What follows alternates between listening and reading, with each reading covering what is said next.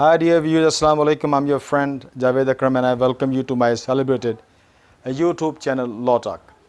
आज जिस सिलसिले में मैंने आपसे बात करनी है वो ये है कि मुझे क्यूरी आई है फैसलाबाद से। उसमें जो एक पैशनेट स्टूडेंट थी तो उसने मुझे कहा कि उसकी नीड है लीगल ड्राफ्टिंग की। सुनिए, मैं आपको ज़रा बता दूँ लीगल ड्राफ्टिंग जो है उसके लिए बहुत ज़्यादा मुशक्क़त और बहुत ज़्यादा प्रैक्टिस की ज़रूरत है।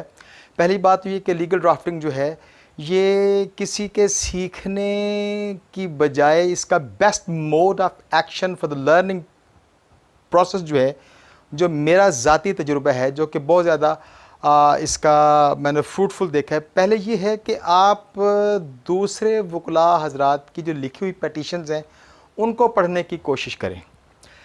उनको पढ़ने का ये फ़ायदा होगा कि आपको पता लगेगा कि ये लोग जब भी पटिशन लिखा करते हैं, चाहे वो फैमिली केसेस हों या सिविल केसेस हों या क्रिमिनल केसेस हों या स्पेसिफिक परफॉर्मेंस हो या इवन कि रेवेन्यू कोर्ट की पटिशन हो, कोई भी हो, या रेंडिशन ऑफ अकाउंट्स हो या सूट फॉर डैमेजेस हो, तो पहले ये हमेशा उसकी आप ये देखें कि उसकी पहले ब्रीफ हिस्ट्री लिखी जाती है। हिस्ट्री लिखने के बाद उस हिस्ट्री में रेलेवेंट फैक्ट्स लिखे जाते हैं। रेलेवेंट फैक्ट्स लिखने के बाद उसी फैक्ट से मुतल्लिका वो ग्राउंड्स लिखी जाती हैं।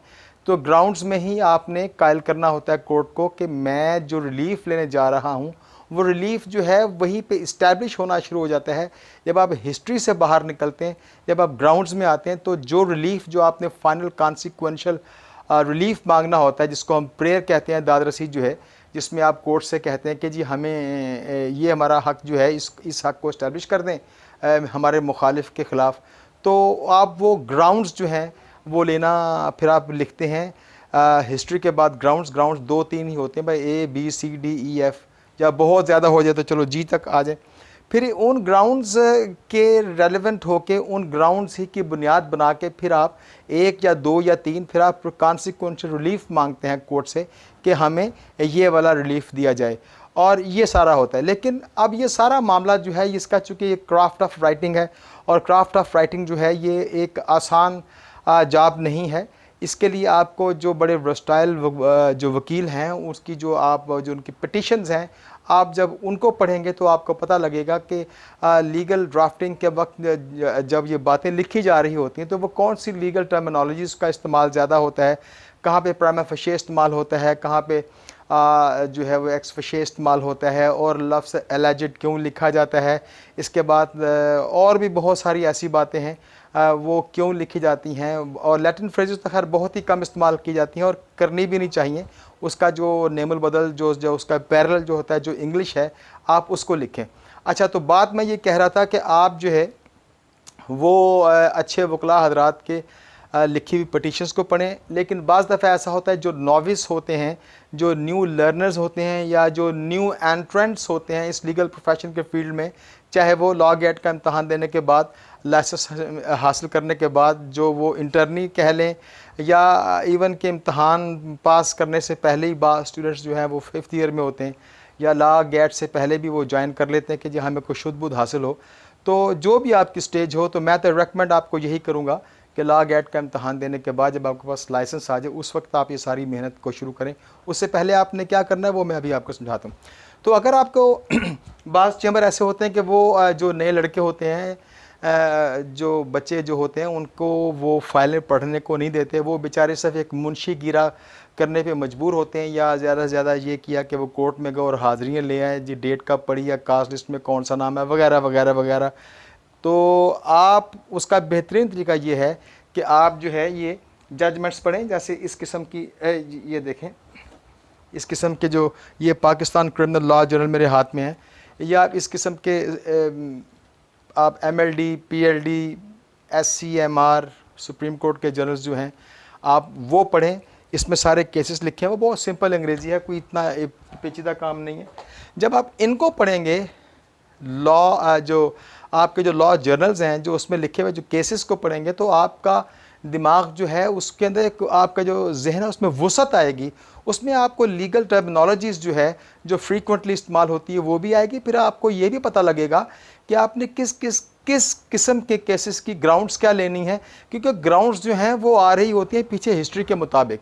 तो हर केस में डिसीजन से पहले पूरी जज साहब ने वो एक हिस्ट्री लिखी होती है कि ये हुआ, उसने ये कहा, उसने ये कहा, उसने ये कहा, उसने ये कहा, वो अपने एविडेंसेस ये लेके आया, वो अपनी मैट्रिमोनीज ये लेके आया, उसने अपने हक़ में ये वाली सुप्रीम कोर्ट की जजमेंट पेश की, उसके मुखालिफ वकील ने अपने हक़ में ये हाई कोर्ट की जजमेंट पेश की, पेशावर हाई कोर्ट की या मुल्तान लाहौर हाई कोर्ट की। इसके बाद वो लिखते हैं, जैसा फिर ये लिखते हैं कि मैंने दोनों का मुताला करने के बाद अब मैं इस नतीजे पर पहुँचा हूँ। तो वो आपका जो है आगे से जजमेंट जो है वो शुरू हो जाती है। तो जजमेंट से जो ऊपर का भी जो हिस्सा लिखा होता है सीखने वालों के लिए उसमें बहुत सारी वोकैबुलरी है। इसके बाद जजमेंट्स आने के बाद जिन खतूत के ऊपर चलते चलते जो अपना वो रेशियो डेसिडेंडाई देते हैं, जो भी फैसला होता है, अपील डिसमिस हो जाती है या कोई पटिशन जो है वो अलाउड हो जाती है, वगैरह जो भी इसमें है, तो आप जब उनको पढ़ेंगे तो आप उसके अंदर जब पढ़ते पढ़ते आप जो है वो लीगल फ्रेजेस का या लीगल किसी प्रपोजिशन को समझाने में जो अंग्रेज़ी की फ्रेज़ अच्छी लिखी है वो अपनी डायरी पे अपने रजिस्टर पे नोट करते जाएं। जो मुश्किल अल्फाज हैं उसको बाकायदा डिक्शनरी के साथ उसका मीनिंग लिखें, और फिर ये भी उसका जो पार्ट ऑफ स्पीच भी लिखें कि ये नाउन है, एडजेक्टिव है, एडवर्ब है, इसको कैसे इस्तेमाल किया गया है। तो यूँ करते करते 3, 4, 5, 6 महीने की एक थोड़ी मुशक्क़त है, बल्कि मैं तो कहता हूँ जो अच्छे वकील हैं वो सारी ज़िंदगी पढ़ते ही चले जाते हैं, और इस तरीके से आपकी ड्राफ्टिंग ठीक होगी। अच्छा, दूसरा तरीका ये होता है कि आपके सामने जो है टीचर सामने बैठा हो, आपका कोई सीनियर वकील सामने बैठा हो, आप एक मॉक पिटीशन तैयार करें। मॉक पिटीशन यानी ऐसी पिटीशन जो कि सचमुच की अदालत में नहीं होती, आप वो मॉक पिटीशन तैयार करें, उसको लिखें। उसमें आपकी अंग्रेज़ी भी चेक हो जाएगी, आपका फ्लो ऑफ थाट भी चेक हो जाएगा। जो आप लिखेंगे, मुमकिन है आपने एक बात को 3-4 दफ़ा लिखा हो, एक बात को आपने मुख्तलिफ पैराए में आगे बढ़ा के लिखा हो। इसका मतलब ये है कि आपके पास थाट प्रोसेस रुका हुआ है या आपके पास मज़ीद जो पॉइंट्स नहीं हैं, आप एक ही पॉइंट को मुख्तलिफ एंगल से रिपीट कर रहे हैं। ये ऐसा नहीं होता। तो वो जो आपका जो माहिर वकील है उसको फिर काटेगा, चेक करेगा भी इसको ऐसे लिखें, या जो आपने बहुत लंबी बात लिख दी है उसको शॉर्टन करेगा। तो यूँ करते करते इसके लिए आपके सामने एक माहिर वकील या जो आपका टीचर है, वो टीचर से मुराद मैं लॉ कॉलेज का टीचर की बात नहीं कर रहा, ये सिर्फ उस टीचर की बात कर रहा हूँ जो कि एक प्रैक्टिसिंग लॉयर हो, एक वो जेन्युइन बोना फिडे एडवोकेट हो, वो हाई कोर्ट्स में जाता हो, लोअर कोर्ट्स में जाता हो, मैं उसकी बात कर रहा हूँ। तो इस तरीके से आपको ये लीगल ड्राफ्टिंग का जो क्राफ्ट है आपको इस तरीके से आएगा। फिर इसके बाद एक अपनी आदत ये बनाएं, जो भी आप जो टर्मिनोलॉजी सीखते हैं उसको बार बार अपनी एक वर्बल कम्युनिकेशन, वर्बल कॉन्वर्सेशंस जो होती है, अगर कोई दूसरा आपसे बात करने को नहीं मिलता, अपने आप से हम कलामी करें, मोनोलॉगिश हो जाएं, आप मोनोलॉगिश हो जाएं, अपने आप से आप गुफ्तगू करें और ख़ुद झूठ मूठ की प्लेंट्स लिखें, मॉक प्लेंट लिखें, एक एप्लीकेशन लिखें, एक पिटीशन लिखें, कोई अपनी बात को जज को कहने के लिए लिखें। तो इस तरीके से आपका हाथ जो है वो पॉलिश होना शुरू हो जाएगा। और डिक्शनरी डिपेंडेंट रहें, हमेशा याद रखें, लॉ डिक्शनरी आपके पास होनी चाहिए, कोई भी हो जाए, डॉक्टर तंजीलुर रहमान की डिक्शनरी हो जाए, ब्लैक्स लॉ डिक्शनरी हो जाए, या और जो आपके पास रेलेवेंट लॉ रेलेवेंट मैटर है वो हो जाए। आप बिल्कुल यानी किसी लफ्ज़ को डिक्शनरी में कंसल्ट किए बगैर आपने आगे नहीं बढ़ना।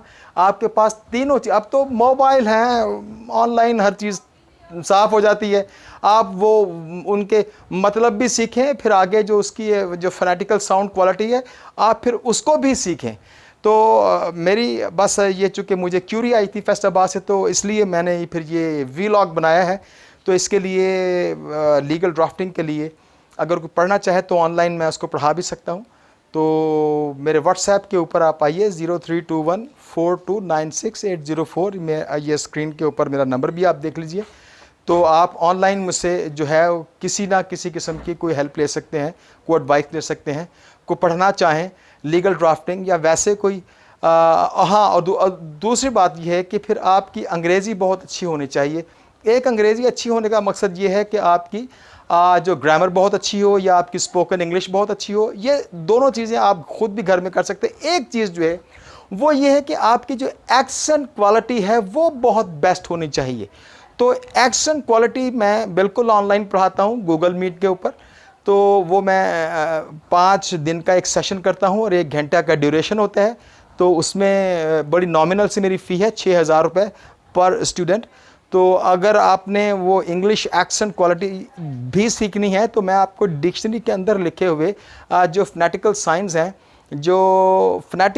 हैं कि एक लफ्ज़ को प्रोनाउंस आपने कैसे करना है, और उसमें यह भी एक चॉइस दी हुई है कि एक लफ्ज़ को आपने ब्रिटिश एक्सेंट में प्रोनाउंस करना है या आपने अमेरिकन एक्सेंट में प्रोनाउंस करना है। तो जैसे भी आप प्रोनाउंस करेंगे, जब अपने मुंह से जब उसको अदा करेंगे तो वो आपका इंडिविजुअल एक्सेंट हो जाएगा। तो गोया कि ये इंग्लिश के जो फोनेटिकल साइंस के ज़रिए मैं प्रोनंसिएशंस की क्लासेस भी कंडक्ट करता हूँ। तो बहरहाल ये आप मुझसे लीगल ड्राफ्टिंग मैंने आपको समझा दी है। बाज़ स्टूडेंट्स ये होते हैं कि वो लाइसेंस हासिल करने से पहले चैम्बर को ज्वाइन कर लेते हैं। ये ना कीजिए, इतनी जल्दी ना कीजिए। जब तक आपके हाथ में लाइसेंस नहीं आता उससे पहले आप अपनी किताबों में गर्क रहिए। आप जाएंगे, घर से निकलेंगे ये सुबह 8 बजे, 9 बजे, 10 बजे मैं दफ्तर जा रहा हूँ, शाम को आएंगे, वो एक ड्रजरी होगी, एक ऐसी मेहनत होगी जिसका हासिल वसूल कुछ नहीं है, आपकी जिस्मानी थकावट है। वहाँ पे जाके आपने वहाँ पे सिवाय यानी मैं क्या कहूँ कि एक चपरासी बन जाएंगे, एक पियान बन जाएंगे, वो सूट नहीं करता भी आपको। जितने मर्जी आप देखें, हर पैशनेट होना अच्छी बात है, हर काम का एक वक्त होता है। आप वक्त से पहले कोई काम करेंगे तब अनसूटेबल है, वक्त गुजर गया, गुजरने के बाद आप कोई काम करेंगे तब अनसूटेबल है। तो वक्त गुजर जाने के बाद का काम हो जाना फिर भी आपको पे ऑफ कर जाता है। जो वक्त से पहले जो आप काम करते हैं तो रिज़ल्ट को आप होल्ड किए रखते हैं। कि बहरहाल किस्सा मुख्तसर ये है कि मैं आपको ये रेकमेंड करूँगा कि आप लाइसेंस लेने के बाद आप चैम्बर ज्वाइन करें, फिर आप दिलो जान से ज्वाइन करें। लाइसेंस हासिल करने से पहले आपका काम है बस इन किताबों के साथ जुड़े रहना, इन लॉ डाइजेस्ट के साथ जुड़े रहना। अपनी अंग्रेज़ी को ठीक कीजिए, अपनी उर्दू को ठीक कीजिए, अपना प्रोनाउंसिएशन ठीक कीजिए, अपना क्राफ्ट ऑफ राइटिंग ठीक कीजिए, अपनी लीगल ड्राफ्टिंग ठीक कीजिए, अपनी स्पोकन लैंग्वेज ठीक कीजिए, स्पोकन उर्दू ठीक कीजिए, स्पोकन इंग्लिश ठीक कीजिए, आर्गूमेंट्स कैसे प्रेजेंट करने, कोर्ट में प्रोसीडिंग कैसे करनी है, इस सारे आर्ट को आप सीखिए। तो ये एक जनरल सी बात थी।